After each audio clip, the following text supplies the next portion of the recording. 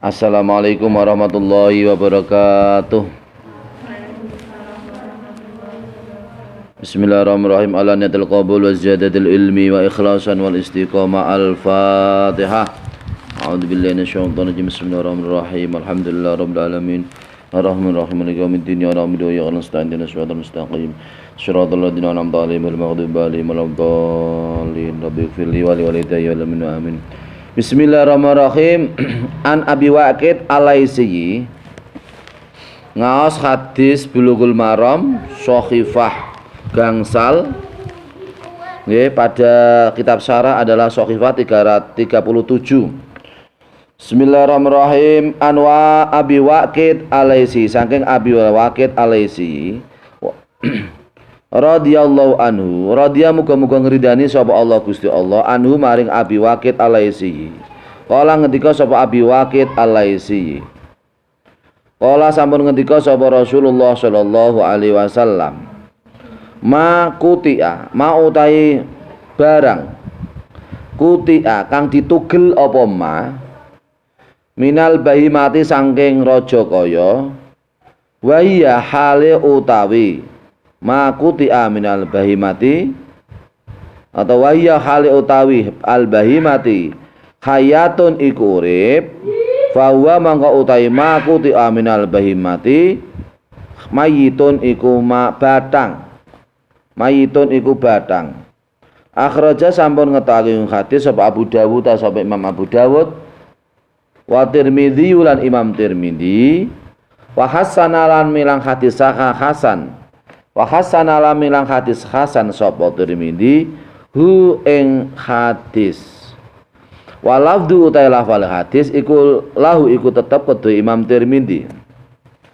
Artinya adalah hadis diriwayatkan dari Abi Waqid Al-Laitsi radhiyallahu anhu, ia telah berkata, Rasulullah sallallahu alaihi wasallam telah bersabda, suatu anggota raja kaya atau suatu anggota hewan yang namanya bahimah, yaitu raja kaya, di mana salah satu anggotanya itu ditugel atau dipotong dalam keadaan hewan tersebut adalah hidup, maka sesuatu anggota yang dipotong itu termasuk adalah bangkai. Hadis ini dikeluarkan oleh Imam Abu Dawud, Imam Tirmidzi, dan diberi hadis hasan oleh Imam Tirmidzi, dan hadis ini adalah lafalnya adalah milik Imam Tirmidzi. Fiqhul hadis, pemahaman hadis, al-man'u min ta'dzibil hayawani biqati ajzaihi. Pemahaman hadis di sini pada kitab syarah adalah kita semua tidak diperbolehkan menyiksa hewan dengan memotong salah satu dari anggotanya. Umpama hewan jago dipotong kakinya satu, tidak boleh. Pemotongan kaki jago yang dipotong ini berarti termasuk bangkai. Berarti termasuk bangkai karena dia termasuk hewan yang dipotong dari anggotanya, hewan yang masih hidup. Ini termasuk tidak diperbolehkan, termasuk bagian daripada menyiksa hewan. Jadi umpama kucing ya disiksa tidak boleh, atau mungkin hewan yang lain, kita punya hewan disiksa juga tidak boleh. Bayanu hukmi ma quti'a minal bahimati wa ya hayatun wa anau yakhrumu aqluhu wal indifa'u bihi.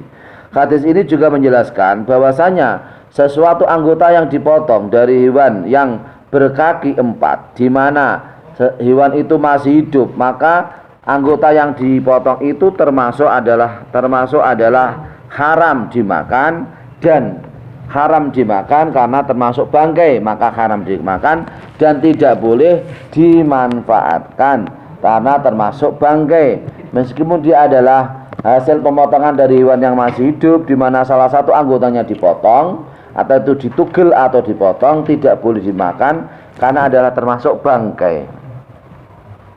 Al-hukmu bi anal maqtu'a minal hayyi mayitun in kana min sya'nihi antahillahu al-hayata. Hadis ini juga menjelaskan bahwasanya sesuatu yang dipotong, anggota hewan yang dipotong dalam keadaan hidup, maka anggota itu termasuk adalah bangkai. Apabila keadaannya seperti itu, dalam arti dipotong salah satu anggotanya, maka anggota itu tidak boleh dimakan karena termasuk bangkai. Jadi di situ maka kalau memang hewan bahima atau hewan rojokoyo atau hewan sapi, kerbau, kambing itu termasuk kita mau makan, maka caranya adalah dipotong dengan cara syar'i, itu baru diperbolehkan atau baru halal. Bismillahirrahmanirrahim. Babul aniyati. Ai hada utawi niki iku babul aniyati, iku bab aniyah. Bab pira-pira wadah. Pira-pira wadah. An Hudzaifah, sangge Hudzaifah bin Al-Yaman. Qala sampun ngendika sapa Hudzaifah bin Al-Yaman. Qala ngendika sapa Rasulullah sallallahu alaihi wasallam. La tasrobu, aja nginum sira kabeh. Bab anyanang. La tasrobu, aja nginum sira kabeh. Fi'il nahi dhamir napa? Dhamir antum. La tasrob, la tasroba, la tasrobu, la tasrobi, la tasroba, la tasrobna. Jadi kalau fi'il amar atau fi'il nahi, maka tasrif lugawinya itu ada 6. Anta, antuma, antum, anti, antuma, antuna. Fi'il amar atau fi'il nahi tasrifnya ada 6. Anta, antuma, antum, anti, antuma, antuna. La tasrob, la tasroba, la tasrobu, la tasrobi, la tasroba, la tasrob. Nah, berarti di situ fi'il nahi berdamir antum. La tasrobu, ojo nginum sira kabeh fi aniyatin dzabi ing dalem wadah kang kedadian saking emas, ing dalem wadah kang kedadian sangka emas.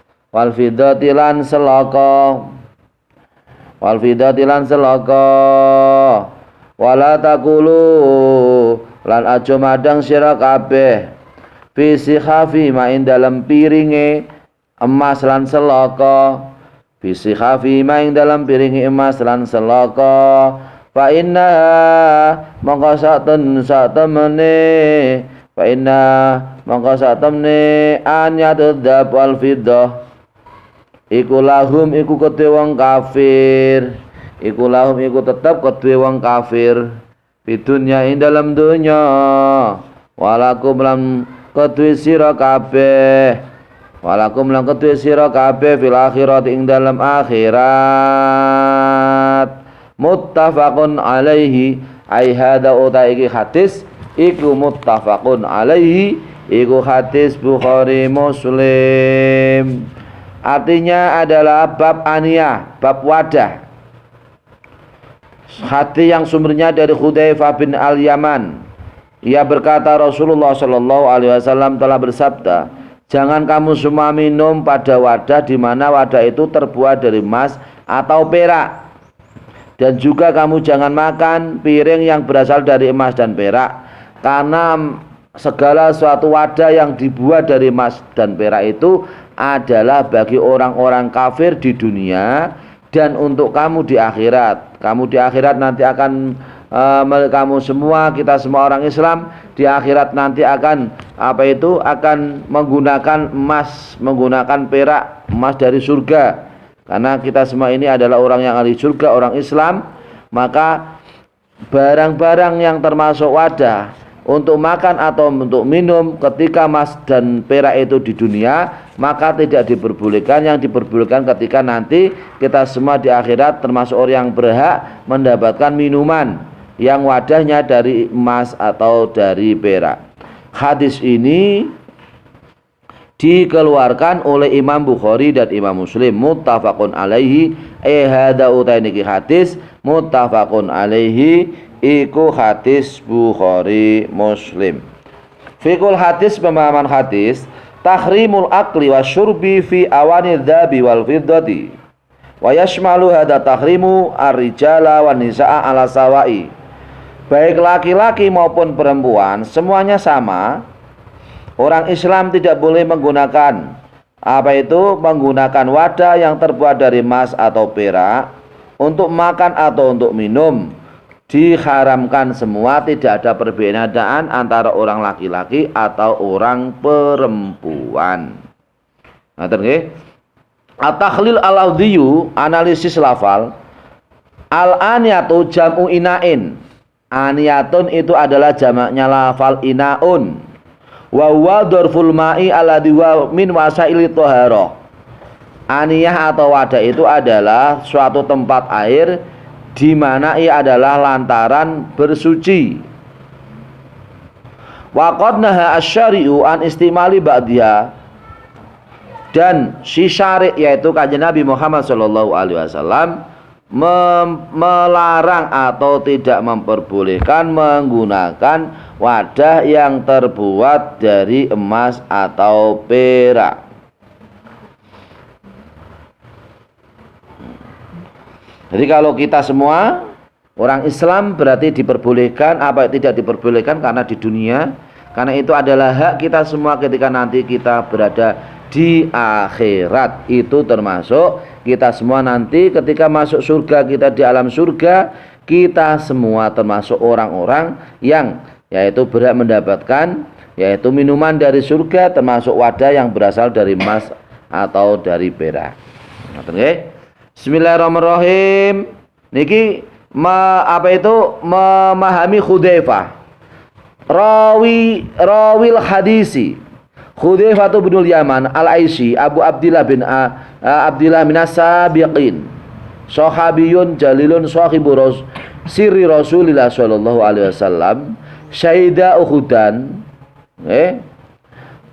Alamahu Rasulu bima yakunu minal fitani. Rawa 100 hadis. Wa rawa anu jama'atun minas sahabati wat tabi'in mata bil madaini sanata sittin wa salasina. Memiliki perawinya ngeten. Hudzaifah bin Yaman itu sinten?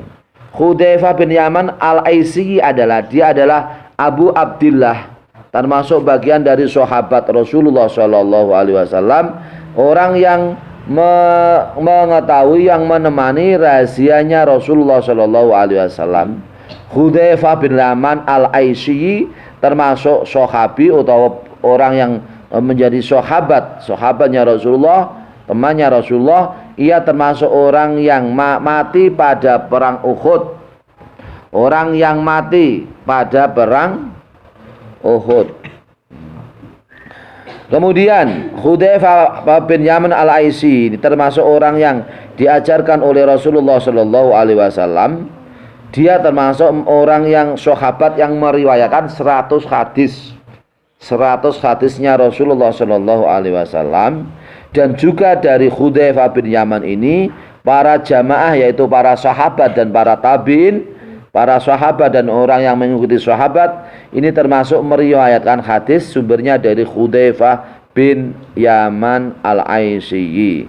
Ia termasuk orang yang meninggal pada tahun 36 Hijriah. Ini termasuk Hudzaifah bin Yaman al-Aisy. Bismillahirrahmanirrahim.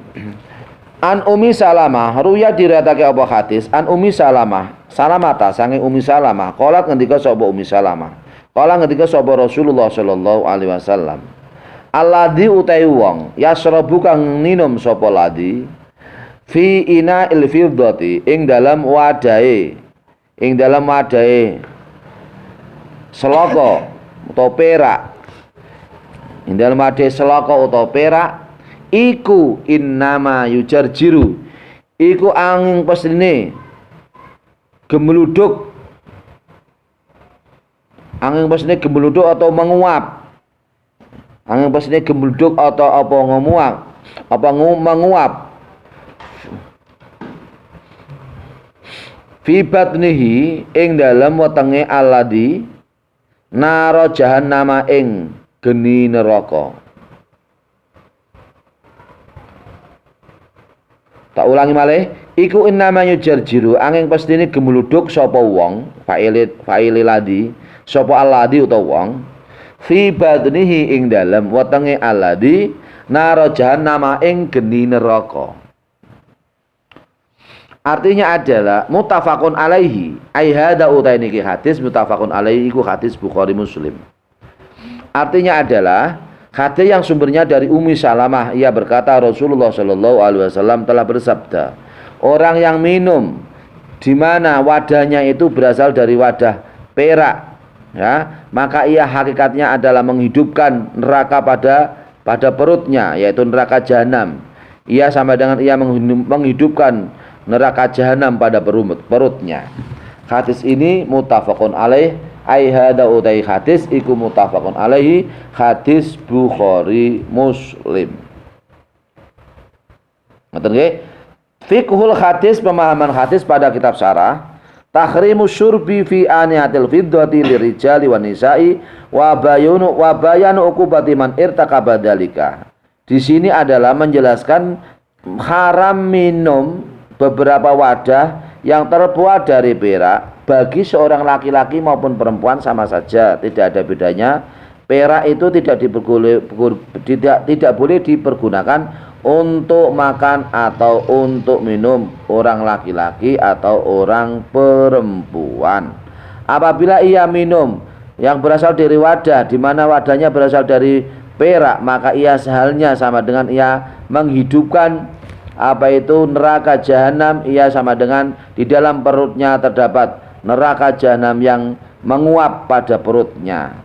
Artinya di sini adalah keharaman yang sangat tidak diperbolehkan bagi kita semua orang Islam menggunakan emas atau perak, karena hal tersebut adalah larangan. Kita mengenal di sini yastahiqul uqubata minallahi al-karimi man yashrabu fi anadid dabi awil fiddati li mukhalafatihi amra syar'i al-hakimi yaumal qiyamati yatajarra'un nara fi batnihi litakunal uqubatu mumasilatan lima irtakabu fid dunya minasyubi fil ina'i al-muharrami. Maksudnya adalah di sini adalah Allah Subhanahu wa taala berhak untuk menyiksa kepada orang yang minum wadah-wadah yang berasal dari emas atau perak, karena ia termasuk orang yang menyalahi aturan Nabi Muhammad sallallahu alaihi wasallam, yaitu perintahnya Rasulullah sallallahu alaihi wasallam yang sangat bijaksana. Pada hari kiamat ia ini sama dengan menguapkan dalam perutnya api neraka di dalam perutnya, di mana itu adalah sebagai tamsil atau perumpamaan siksa yang ia lakukan di dunia. Ia tidak mengindahkan apa yang menjadi perintah Rasulullah Shallallahu Alaihi Wasallam, yaitu minum dari wadah yang berasal dari emas atau perak itu adalah diharamkan. Apabila hal tersebut itu ditera atau memang dijalani dilakukan, maka akibatnya ia termasuk orang yang masuk penduduk nerakanya Allah Subhanahu wa taala. Ini sangat dilarang dalam agama. Karena itu termasuk perhiasan bagi orang kafir. Kita semua memperhias diri emas perak pada alat-alat rumah tangga untuk kita semua menyangkut alat-alat rumah tangga dari emas atau perak, termasuk sangat dilarang oleh Rasulullah Shallallahu alaihi wasallam. Ngoten nggih. Terus temriki perawi hadis temriki Ummu Salamah. Siapa Ummu Salamah itu? Di kitab syarah disebutkan Ummu Salamah adalah Hindun binti Umayyah. Ummu Salamah adalah Hindun.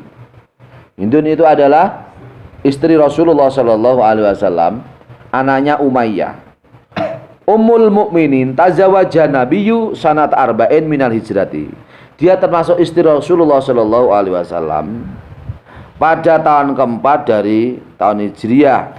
Jadi tahun keempat dari hijrah Rasulullah dari kota Makkah ke Madinah. Pada tahun keempat itu Nabi memperistri namanya Hindun binti Umayyah. Hindun yang menjadi putranya Umayyah. Rawat 378. Masya Allah. Wong wedok tiang estri garwane Kanjeng Nabi meriwayatkan hadis jumlahipun 378 hadisan. 378 hadis. Ummu Salamah yaitu Hindun itu dia adalah meriwayatkan hadis yang jumlahnya 378 hadis. Akhadha minha Nafi'un wa Ibnu Musayyab, dari Hindun itu sahabat Nafi' dan Ibnu Musayyab mengambil hadis yang sumbernya dari istrinya Rasulullah Shallallahu Alaihi Wasallam.